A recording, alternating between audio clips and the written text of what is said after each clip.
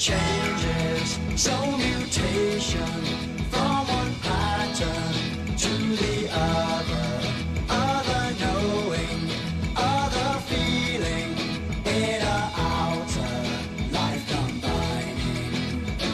Changes in comprehension of the difference in my being, in my seeing, male and female merged together.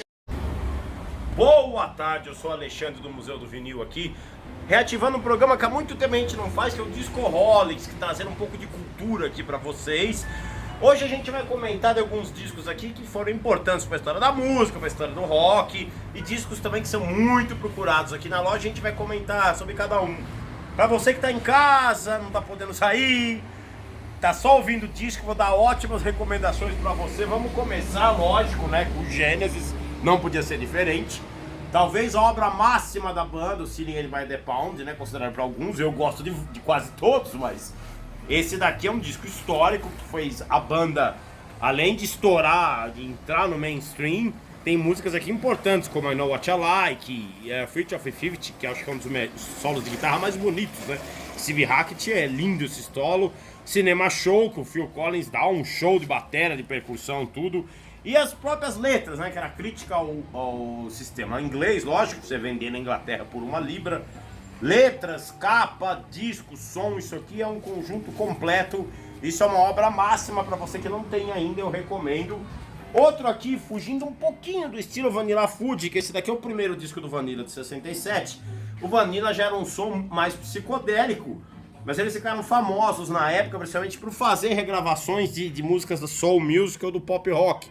Aqui, por exemplo, Keep Me Hanging On é a versão da Supremes. Inclusive, depois, mais tarde, o Rod Stewart faria mesmo uma versão dessa música, 10 anos depois, de 77. Com o Coming Up na bateria do Rod Stewart, consegue ser até mais legal. Ticket to Ride dos Beatles, She's Not There, que era dos Zombies, People Get Ready do Curtis Mayfield, Eleanor Rigby, que era dos Beatles novamente, mas aqui eles elevavam as músicas. Eles botavam muito teclado, eles faziam uns arranjos diferentes. A própria Keep Me Hanging On, a versão é maravilhosa. O Mark Stein, o tecladista, era um excelente músico. Lembrando também que daqui saiu o Tim Bogart e o Coming Up, que queriam fazer parte do Cactus. E depois o Beck Bogart Up, lá com o Jeff Beck. E esse disco é outro que eu recomendo. Muito bom disco. Outro aqui que eu gosto muito, do Pink Floyd, é o Animals. O pessoal fala muito de The Wall, Dark Side, até do primeiro. Ele esquece esse disco aqui, que é de 77. Ele é feito entre, né, o Wish You Were Here e o The Wall. Nas composições manda muito aqui o Roger Waters. Ele compôs praticamente o disco inteiro, com exceção da Dogs, que é com o David Gilmour. Porém, eu acho que é um dos discos mais, assim, bem arranjados, legais do Pink Floyd. Só a Dog já vale ali o disco, né? Os seus quase 18 minutos aqui, o solo de guitarra do David Gilmour, as quebradas de ritmo, a capa, né, principalmente, que foi tirada a foto junto nas fábricas da Inglaterra, né? A lenda diz que o porco se soltou sozinho, sei lá, mas isso foi promocional, lógico, né? A fotografia, a capa, disco era isso, né, gente? Era o conceito, era letra, capa, disco, som, tudo fazia parte, né?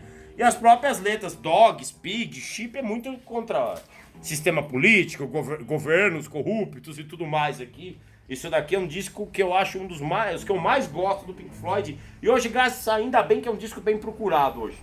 Outro aqui que não é necessariamente um disco raro, mas é um dos meus preferidos, é o Relay, o Yes. Talvez seja um dos primeiros Yes que eu ouvi, né? Então até hoje ele me influencia. Nessa época não tava o Hit You Wakeman, tinha entrado o Patrick Moraz, que só gravou esse disco. Mas aqui tem Gates of Delirium, né? Seus 22 minutos, de uma das melhores composições da banda. Ela, no final dela, ela vira Sum, né? Muita gente ficava procurando o disco, cadê a Sum? Cadê a Sum? E a Sum é a parte final da Gates of Delirium. Depois ela saiu como single e compacto, inclusive, né? E as duas músicas do lado B, a Sound Chaser, tem uma virada jazz muito legal. E a To Be Over até um pouco de psicodelia. Isso é uma obra máxima ali do Yes, né? Como eu disse, tinha sido substituído aqui na época. O Alan White já estava desde o disco anterior, né? Do ao vivo. Mas é o primeiro disco que ele grava de estúdio com a banda, né?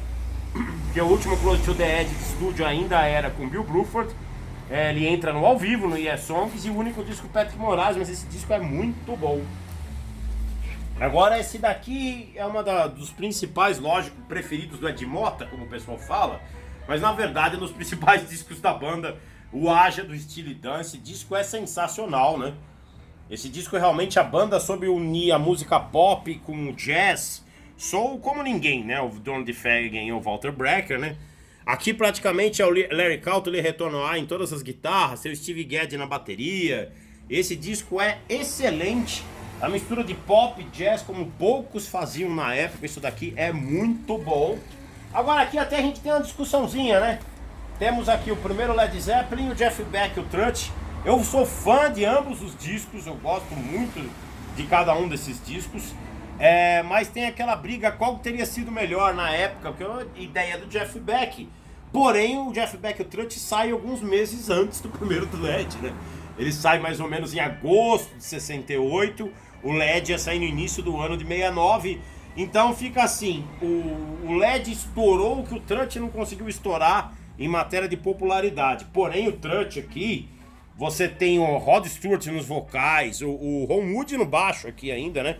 E o Mick Weller na bateria. O Mick Weller tocou no Silver Metre, tocou na banda do Rod Stewart, mas a banda do Jeff Beck aqui era muito boa. Tanto que tem até aquela ligeira saiu o Shook Me, né? Que depois o Led também gravou aqui, né? Mas é lógico, o primeiro Led Zeppelin é sensacional, né? E o Shook Me, Dazed and Confuser, Time Gone, Black Mountain Side, Communicate Your Breakdown, Can't Quit You Baby, tá bom, que a gente pode até discutir que o Led roubou muito dos bluesmen americanos, né? Algumas músicas até eles creditaram aqui, e o Shook Me que eles acreditam mesmo pro Willie Dixon, mesmo porque o Jeff Beck já tinha tocado no Trutt, né? Eu não podia também tirar o nome do Willie Dixon, né? Mas esse disco mudou uma época também, né? Elevou o som mais pesado, aquela formação baixa, guitarra, bateria pesada, coisa que o Cream já fazia, mas porém o Led extrapolou. Agora você discute entre vocês quem acha o melhor disco. Eu gosto dos dois, eu não acho um melhor que o outro, eu gosto dos dois, mas historicamente esse saiu antes que esse, então, né? Nós já sabemos que fim dá isso. Agora, outro aqui histórico, primeiro King Crimson, né? Quem não curtia 20th Century Schizoid Man, né, diretor? Essa música sensacional que abre o disco de maneira visceral, pesada. Nessa época ainda o Greg Lake nos vocais, o Ian McDonald fazendo as flautas, o Mike Gillis na bateria. Rapaz, isso é muito bom. Começa estourando tudo com a gente Schizoid Man, de repente baixa o tom com Talk to the Wind, né? A música lenta com flauta sensacional. Chega na melancolia de Epitaph com seu teclado, tudo.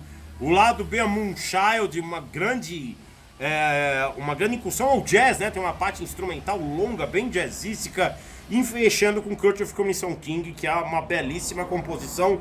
Esse é o clássico dos clássicos, é o primeiro disco do King Crimson. Esse tem que estar aí em qualquer discografia. Infelizmente o Greg Lake ficou só nesse, uma parte do segundo, né? Antes de ir para o Emerson Lake and Palmer, e essa formação não durou. Mas fez esse disco sensacional e tem bastante gravações ao vivo deles que você acha por aí. Esse disco é o clássico do rock progressivo. Agora, em contraponto, nós temos esse clássico do rock and roll. Depois, né, no início dos anos 70, é com o Exile on Main Street. Vou até tirar uns encartezinhos dele aqui. Talvez o álbum duplo, uma das obras máximas dos Stones. Eles todos detonados, fugindo de imposto de renda, saindo da Inglaterra, se foragindo na França, todos endividados, quebrados e chapados. Mas acabou saindo um dos melhores discos dos Stones, e não porque talvez um dos 10 mais da história do rock. O disco é inspirado no Mick Taylor aqui ainda na guitarra. O Mick Taylor mostra como bom guitarrista ele era. Infelizmente ele ia sair um pouco mais adiante. Entrou o Ron Wood também, que merece. Mas esse disco aqui, em criatividade, os Stones estavam a mil. Como você vê que às vezes a dificuldade é que saem as coisas melhores, viu, gente? Não é na dificuldade que você entra no pânico. Na dificuldade você pode produzir sua melhor obra. E continuando... Falando em obras, esse aqui não podia faltar, né? Lógico, campeão de venda no Museu do Vinil e em qualquer loja de discos, Sgt. Pepper's Lonely Hearts Club Band. Tá bom, essa edição já é uma já bem pra cá da última edição da Parlophone que saiu no Brasil, mas o disco merece a menção, lógico. Ó, outra coisa, capa, conceito, todas as músicas se interligam entre si, falam coisas da infância, da juventude deles. Tem o lado indiano psicodélico do George Harrison com With or Without You, e uma das capas mais bonitas da história do rock. Nem vou ficar enumerando todas as grandes figuras que estão aqui, que vocês já sabem, que isso já falou de cor, mas esse disco aqui é um clássico, rachou o rock naquele momento, em 67, influenciou a psicodelia, influenciou o que viria a ser o rock progressivo, principalmente em conceito, em gravação. Você tem orquestra, você tem vários instrumentos, e um gênio chamado George Martin, que em 4 canais, o cara tem uma mesa com 1 milhão de canais e não consegue fazer 1% do que foi esse disco. E tem o título. Mano, aqui, esse é o clássico dos clássicos, também é uma reedição de 2010, mas esse você tem que ter na tua casa. Você que tá em casa aí, foragido dentro de casa, tem que ouvir esse disco umas 10 vezes por dia. Esse disco aqui é um dos melhores discos ao vivo da história do rock, quiçá da música. Allman Brothers at Fillmore duplo, isso aqui é sensacional. Lógico, só a versão do Whipping Post já valeria o disco se o resto não tivesse aí. Mas o disco é todo sensacional. Nós temos ainda o Duane Allman na guitarra, e você vê como o Duane Allman era bom músico, né? Que iríamos perdê-lo no ano seguinte. É ele aqui no disco, ainda aquela formação, primeira formação completa da banda. Esse disco é sensacional, tem que estar em qualquer discografia. Essa é a edição mais nova de 180 gramas, mas essa edição é muito bem gravada. Tá muito bem gravada. Esse disco, por incrível que pareça, historicamente falando, saiu até no Brasil. A edição brasileira é até difícil, e a gravação é boa, viu? A gravação saiu boa no Brasil, aquele selo da Ático. Isso aqui é bem legal. Agora vamos dar uma chutada pro outro lado, uma coisa mais alternativa. Porém, é um disco alternativo mais popular de todos os tempos, que é o Tago Mago do Khan. Na verdade, essa capa é baseada num encarte, né, na capa de dentro. Foi uma edição que saiu aqui nos Estados Unidos, essa também é uma edição mais nova. Mas o Khan aqui é a banda alemã que mais longe foi, assim. O pessoal fala muito do Kraftwerk, que influenciou a música eletrônica, mas o Khan foi muito mais longe. O Khan estava muito tempo à frente do seu tempo, né? Se você ouve aqui, você vê influências que deram em bandas como Talking Heads, Television, as bandas progressivas que viriam no meio dos anos 70, as bandas mais alternativas, Brian Eno, sei lá mais quem, Bowie, todo mundo se influenciou por esse disco. Você ouve, tá tudo aqui. Esse é um dos clássicos, é um álbum duplo, com um dos maiores influências para todos os músicos dos anos 70 e vindo de uma banda alemã. Por isso que eu digo, é o disco alternativo mais popular entre os artistas, esse aqui, mas o disco é excelente, isso aqui você tem que ter na tua casa. E agora também voltando um pouco pro rock progressivo, nós temos aqui o Pete Sinfield, o Steel, é o disco solo que o Pete Sinfield escreveu. Lembrando que o Peter Sinfield era letrista do King Crimson, né? Foi letrista do King Crimson, posteriormente ele foi letrista também do Emerson Lake Palmer, né? Muitas composições, Carnival, ele foi um dos que ajudou a compor, as coisas assim, ele fez letra pro Emerson Lake Palmer também. Mas primeiro ele foi o letrista oficial do King Crimson. Tanto que nesse disco aqui dele participa o Greg Lake, participa o Mel Collins, participa o Kate Tippett, participa o John Letton, participa o Ian Wallace, todos os músicos que viriam a fazer parte ou fizeram parte do King Crimson. Essa é a edição, inclusive, do Peter Sinfield, essa edição é japonesa, amigo. Tem um encarte japonês aqui dentro, a gravação é espetacular desse disco, que é um clássico do rock progressivo, meio esquecido por alguns, mas esse disco é sensacional, é o único disco dele, isso aqui merece ter na sua coleção. Outro aqui também, agora chutando de novo, a banda El Relógio, isso aqui é uma reedição, amigo, original, isso aqui milagre achar hoje em dia, milagre. Alguns anos você até achava, agora não mais. Esse aqui é uma reedição dos maiores clássicos do progressivo, até meio pesado argentino. Aqui, na verdade, tem até um guitarrista a mais participando, né? Nós temos 3 guitarras, teclado, baixo e bateria. Esse disco é sensacional, um dos principais discos do rock progressivo argentino. Até aí, como eu digo, tem um som mais pesado. Esse aqui é uma reedição, como eu falei pra vocês, mas isso aqui é item básico na sua discoteca. Isso daqui é excelente e eu recomendo também. E fechando, lógico, vamos mostrar um pouco de jazz. Esse disco aqui, Kind of Blue, é uma bandinha mais ou menos que tocava nesse disco, né? Esse disco aqui de 58 foi esquecido, né? Ele só mudou o rumo do jazz, né? Pra que esse disco, né, seu diretor? Ele só mudou o rumo do jazz e não tinha ninguém aqui, ó. Só Cannibal Adderley, Paul Chambers, James Cobb, Bill Evans, Wilton Kennedy e John Coltrane. E sem contar o próprio Miles Davis, né? Então, com essa bandinha, ele gravaria esse disco, que teve importância nenhuma, né? Como eu falei, só mudou o rumo do jazz, né? E ele mudaria o rumo do jazz mais umas 2, 3 vezes, mas quem se importa? Um dos clássicos eternos do jazz, em 1958 lançado, mudou o rumo realmente do jazz, e o Miles iria fazer isso mais umas 2, 3 vezes em sua vida. Esse é a pedra máxima do progressivo Kind of Blue, e o disco é excelente mesmo. John Coltrane aqui tá muito bem, esse disco é excelente. Essa é uma edição 180 gramas nova lacrada, mas também muito bem gravada. E você que também tá em casa ali, melancólico, só ouvindo seus discos, também tem uns DVDs que você pode assistir. Começamos com esse aqui, Song Remains the Same. Esse aqui saiu o disco no Brasil com o nome de Rock é Rock mesmo. Nossa, que nome bonito, né?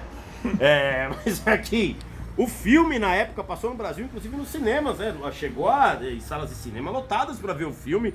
Aqui, esse aqui eu não digo o melhor show do LED, mas isso aqui vale a pena. O registro aqui tem aquelas coisas que eles fizeram na montagem. Eles fizeram a montagem dele entrando no castelo, o John Bonham no carro, cada um a sua maneira, né? E esse aqui já vale a pena. Pompeia do Pink Floyd. Esse aqui eles tocando nas ruínas de Pompeia. David Gilmour recentemente fez isso, né? De novo, mas esse show aqui, isso vale a pena. É muito psicodélico. A versão da Echoes aqui é a melhor de todos os tempos. E sem contar aqui que o Nick Mason rouba a cena. Isso vale a pena você ver eles tocando na ruína. Psicodelia é o estado máximo aqui. E fechando Genesis de novo. Live at Wembley, esse daqui é o show de 87, esse aqui é a turnê do Invisible Touch. Mas a banda tava muito bem nessa época ainda, né? Tocando muito aqui, as versões de Mama, tudo. No final, a própria Los Endos, que é do Trick of the Tail, a versão é muito boa. Então isso daqui também pra você curtir em casa, e é isso aí. Foi finalmente a volta da edição do Discoholics aqui no Museu do Vinil. Eu sou o Alexandre, o Museu do Vinil fica aqui na rua Cisplatina 593 em Ipiranga, esquina com a Silva Bueno. No Facebook Museu do Vinil Alexandre Belforte, no Instagram Alexandre Belforte, telefone 976622265. Valeu e tchau!